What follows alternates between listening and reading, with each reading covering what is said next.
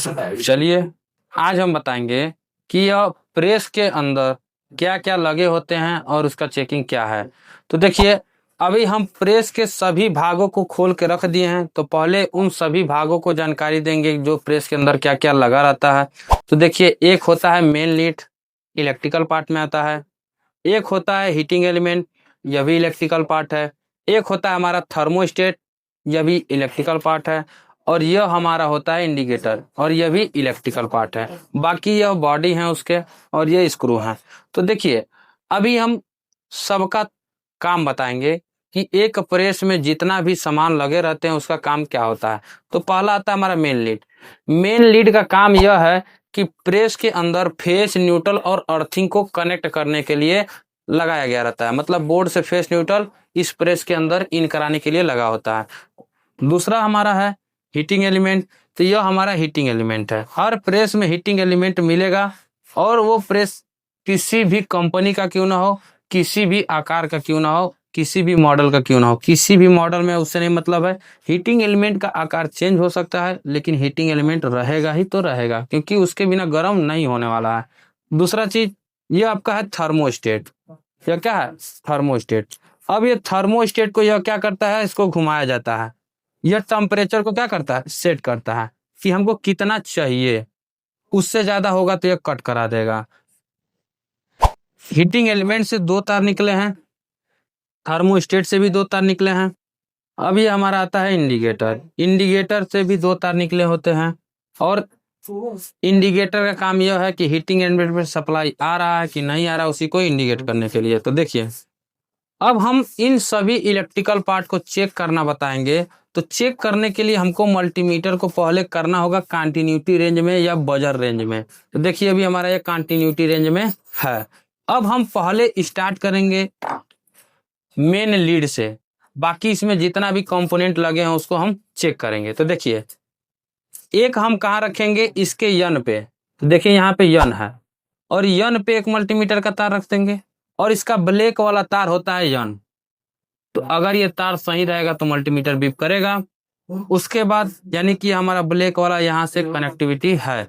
उसके बाद आता है दूसरा लाइन का, यहाँ पे लिखा है यल, यानी कि यह है फेस का। तो फेस पे एक रखेंगे, और फेस का कलर होता है रेड। तो हम यहाँ रेड को चेक करेंगे। तो देखिए, मल्टीमीटर हमारा बीप कर रहा है, यानी कि यह रेड वायर भी सही है और ब्लैक वायर भी सही है। यह ऊपर वाला होता है अर्थिंग, और अर्थिंग से टच कराएंगे तो अर्थिंग भी बीप कर रहा है, यानी कि ये हमारा मेन लीड क्या है? सही है। तो मेन लीड चेक करना जान गए। अब हम आएंगे, चेक करेंगे हीटिंग एलिमेंट को। तो हीटिंग एलिमेंट में देखिए, दो टर्मिनल निकले हैं, एक टर्मिनल यह और दूसरा टर्मिनल यह। अब ये दोनों टर्मिनल को हम कंटिन्यूटी रेंज में ही इसको हम चेक करेंगे। तो बीप या रीडिंग आएगा तो सही है। दूसरा चीज, बॉडी अर्थ नहीं आना चाहिए। इसमें दो कंडीशन है। पहला, बीप या रीडिंग आना चाहिए इसके दोनों टर्मिनल पे, और बॉडी अर्थ नहीं होना चाहिए। तो देखिए, इसके दोनों टर्मिनल पे हम क्या कर रहे हैं?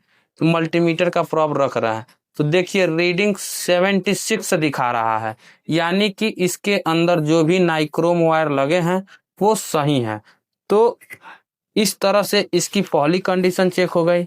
बीप इसलिए नहीं कर रहा था क्योंकि उसका रीडिंग 50 से अधिक रहता है, तो मल्टीमीटर बीप नहीं करता है।